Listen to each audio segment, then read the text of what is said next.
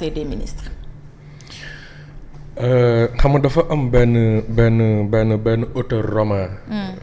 Du peut-être du 4 ou 5e siècle, je me rappelle pas exactement bu ñuy wax Romain Végès. moom moo bindoon ni c'est en temps de paix qu'on prépare la guerre. xam nga situation bii ñi nga àdduna di dund. Mais le monde se prépare toujours à des chocs. Ça, c'est tout à fait normal. Le monde se prépare toujours à des chocs. Justement, quand tu es un dirigeant, li tax ngay am benn niveau d'information boo xam ne Baba ak Fatima duñ ko am, c'est justement parce que l'information, c'est le nerf de la guerre, comme on dit. Nos leaders, nos dirigeants, ils doivent être informés. Waa léegi man li ma mënul comprendre mooy man Baba Ndiaye naka laa mën. balaa guerru Iran bi États-Unis di déclenché wu maanaam ba Donald Trump jotaatee ci pouvoir bi. àdduna yëpp wala observateur yëpp wala ñëpp ñi nga xam ne géopolitique intéressé na leen. ñu ngi doon xaar à tout moment rek Trump song Iran d'une manière ou d'une autre. La guerre des 12 jours bi nga xam ne jot na fi jàll. mais loolu ab prémisse la woon ci guerre bi nga xamante ne bii ñu ngi koy dund. waa léegi lambda yi nga xam ne peut-être sujet yi intéressé na leen lan moo tax ñoom ñu. lii bettu leen ba pare mu war a mën a bett ay dirigeants. man d'abord loolu mooy sama premier problème loolu mooy sama questionnement bi njëkk loolu la ñoom lan moo tax ñuy réagir comme si guerre bi am ci diggante Iran États-Unis Israël li xew Moyen-Orient lu bett la mais du lu bette. lii c'est quelque chose boo xam ne àdduna ñoo ko doon xaar. alors. fi mu toll nii. seen communication bii man pour man li muy wundu pour man li muy wundu mooy. dafa dañ ciy jéem a nëbb maanaam raison yu exogènes yi jóge ci biti dañ ciy jéem a nëbb les vraies causes yu endogènes yi nga xam ne moo indi situation bu compliquée moo indi situation bi nar a gën a compliqué. mooy li ma la tàmm di wax fii rek économistes yi ne woon nañ 2025 mooy tane 2024. non autant pour moi l'inverse ne woon nañ 2024 mooy tane 2025 ne woon nañ 2025 mooy tane 2026. en fait loolu. du guerru Iran ak Israël ak du loolu mooy dëgg-dëgg facteur bi. c'est quelque chose boo xam ne balaa ñii di guerre ñun nous étions déjà dans une situation économique bu compliquée. te li nga xam ne moom moo gën a abyssal mooy à les entendre parler ñoom il n'avait pas pris les devants par rapport ak choc exogène yi nga xam ne mën na dal ci ñoom mais. il y a eu la guerre en Ukraine. Russie ak Ukraine. ñëpp xam nañ ne diggante Russie ak Ukraine mais blé. par exemple ñun mburu la ñuy dundee ñun suñu jëmi bopp xam nañ ne dañ ko soxla ca jooju jamono ba Macky Sall solee daalam di dem di rencontrer Vladimir Poutine. mais lan lañ ko wax que mi ngi nii di taalati suñu avion bi di dem di saraxoog di ñaanaatu te du fa jëlee dara. et que warul demee noonu problème yi du loolu moo koy régler volonté politique moo koy régler ana volonté politique bi tey. Fatima beneen mbir bi nga xam ne moom laa la bëgg a bàyyiloo xel normalement. bu amee ci benn région du monde boo xam ne ay pays exportateurs du pétrole seen pétrole daf fay jaar. en l'occurrence le détroit d'Ormuz ñu dem ba tollu benn période boo xam ne foofu pour pétrole bi jaar fa jafe na mais pour man. déjà ñun suñu approvisionnement en soi bien sûr que loolu dafay am ci incidence su prix wu barilu pétrole bi jaar ci détroit d'Ormuz bi ak bi jaarul ci détroit d'Ormuz bi. mais may fàttali ni ñun li ëpp ci pétrole bi nga xam ne moom la ñuy utiliser. Nigéria lay jóge jotewul dara ak détroit d'Ormuz loolu mooy li njëkk. ñaareel bi mooy nous aujourd'hui nous sommes un pays producteur de pétrole. mais quand tu es un pays producteur de pétrole bu prix wu barilu pétrole bi yokkoo. mais da nga war a bëgg. parce que yow producteur nga. parce que producteur nga yow da ngay jaay pétrole. léegi ñu ne la prix wu pétrole bi yokku na. mais yow da nga war a bëgg en tant que pays producteur de pétrole. ne xaaral ma laxas ci jaan man tam. ah waaw parce que àdduna yëpp ci laxas jaan parce que pétrole bi day raréfié wu. parce que prix wu baril bi yokku na donc yow itam li ngay jaayee sa baril dafa yokku. léegi ñun lan moo tax suñu gouvernants yi du ñu aborder la question du ñu aborder la crise dans ce sens-là parce que crise boo gis dafa am ay menaces dëgg la mais daam aussi ay opportunités yi nga xam ne moom la crise bi di créer di générer. te opportunités yooyu noonu ñun aujourd'hui en tant que pays producteur de pétrole encore une fois. mais la hausse du prix du baril du pétrole normalement devrait nous bénéficier.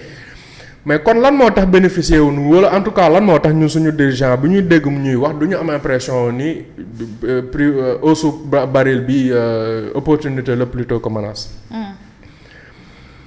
c'est parce que déjà aujourd'hui nous ne parvenons pas à pétrole bi nga xam ne moom la ñuy utiliser maanaam ci pompe bi muy essence muy nous ne parvenons pas à raffiner notre pétrole bi ñuy jëlee ci suñuy puits Sangomar pour dugal ko ci suñuy oto.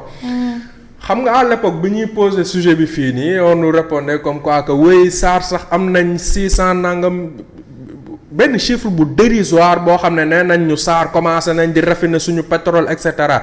mais vraiment benn chiffre bu dérisoire par rapport ak suñu consommation annuelle d'essence.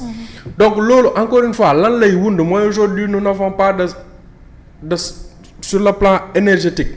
nous n'avons pas de stratégie dañuy extraire pétrole bi jël ko jaayee ko noonu. mais nous n'avons pas les capacités d'investissement qui peuvent nous permettre. lépp lu nga xam ne besoin la ci pétrole bi en fait ñu am ci une utilisation totale ba nga xam ne crise wala am raison yu exogènes yi du impacter nii suñu économie wala du ñu inquiéter nii. beneen mbir bi gis nga guerre bi dëgg la quoi dëgg la am na y a une guerre au Moyen-Orient loolu dëgg la mais loolu damay ñëwaat ci premier point bi mënul excuser lii dal yépp Sénégal. mënul excuser jafe-jafe économique yi Sénégal am. mënul excuser le fait que am na ay dirigeants sénégalais yu ne dañoo am dette cachée ba ci yàgg seeni ministre daal di génn na dette cachée amu fi mënul excuser le fait que ñu am problème pour am programme ak FMI mënul excuser le fait que ñu ngi leb ci ay mécanismes yu mel ni TRS de manière totalement de manière opaque pour le grand public. sans réelle transparence mënul expliquer la mauvaise gouvernance mënul expliquer te aujourd'hui décision yi nga xam ne nee nañ moom la ñuy jël ñoom gouvernement bi pour ne yeeyaa dañuy takk seen biir mais ñun Fatima kan lañ commencé takk suñu biir yàgg na de ñun presse bi kañ lañ ko fi activé woon kon ce qu'on te jooju jamono ñun ñu ngi doon toog ci plateau yi di leen fàttali ne ñun kat ñu ngi takkloo suñu biir ci presse bi mais dégguñu ñu ne dañuy wàññi salaire u DG yi dégguñu ñu ne parc automobile gouvernement bi wala bu assemblée bi dinañ fexe oto yu bees yi fee dugg si bañ a doon ay oto wu 50-60 millions bañ a doon ay Cadillac mais doon ay Mitsubishi wu modèle yoo xam ne ñoo gën a yemamaay. dégguñu benn mesure d'austérité boo xam ne ñoom ci boobu période jëloon nañ ko. mesure d'austérité yépp ci sénégalais yi la jëmoon ci ménages yi la jëmoon ci entreprise privée yi la jëmoon. mais loolu ca jooju jamono dañ ko doon ŋàññ.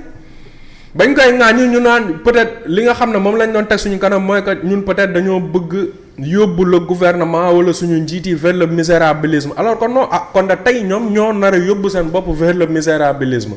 beneen mbir bi Fatima mooy bu ñu nekkee conseil des ministres mais il faut utiliser quand même des chiffres pour man liñ ñu waroon a wax mooy coupe budgétaire yi ñu nar a def wala économie yi ñu nar a def dinañu économiser loon nangami milliards. ñu xam. mais Fadema la dernière fois bi ñu fi waxu direction yu ñuy agence yu ñuy fusionné. mais agence yu ñuy fusionné suñu gaañ yi ba ñu nekk ci opposition bi mais buñ ci daan wax tu avais l'impression que agence yi dafay lekk peut-être 1000 milliards par an. wala dafay lekk xaaju budget wu état bi. mais ñu fusionné seeni agence on se retrouve à quoi comme économie lan moo wàññeeku ci budget bi agence yooyu ñu fusionné lan la ñu économiser loo ci budget. 55 milliards sur 3 ans. 55 milliards sur 3 ans pour un état bi nga xam ne objectif am pour 2026 c'est un budget de 6 000 milliards. mais loolu qu'est-ce que ça veut dire c'est dérisoire. mesure d'austérité yi ñuy jël à savoir dañuy wàññi ay voyages à savoir dañuy mais il fallait quand même que ñu fexe ñoom chiffrer ko ñu wax ñu ñaata la ñu fas yéene économiser pour sénégalais ñaata ñoom ci seen budget de fonctionnement la ñu pare pour économiser pour dugalaat ko ci ménage au Sénégal. nee nga dinañ ñëwaat ci question wu ñoom mesures yi nga xam ne pare nañ pour jël ko mais man en tout cas Fatima ressentiment bi ma ci am mooy. mesures yi pour man c'est de la communication. pour man c'est de la communication parce que quand tu dis par exemple dañuy arrêter voyage yi nga xam ne ce sont pas mais a priori gouvernement état service public waruñoo xalaat di dem ci voyage bu nga xam ne ce n'est pas essentiel wala ce n'est pas utile pour le Sénégal.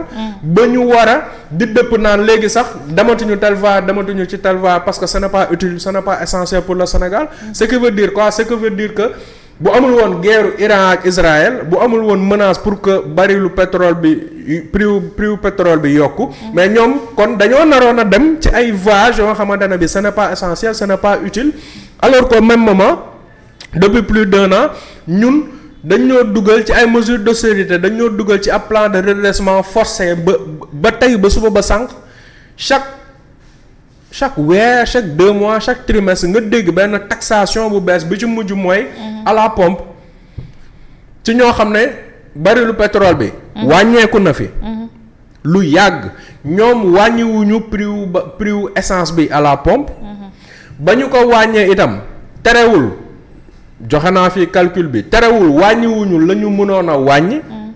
mais bu fekkee ne prix baril bi day wàññeeku yow nga bañ a wàññi la nga mënoon a wàññi c'est justement des mesures yoo nga xam ne état da koy jël pour. di fexe di tolloole la mu ciy jublu mooy bu ëllëgee bu inflation amee bu prix pétrole bi yokkoo. moom économie yi nga xam ne defoon na ko.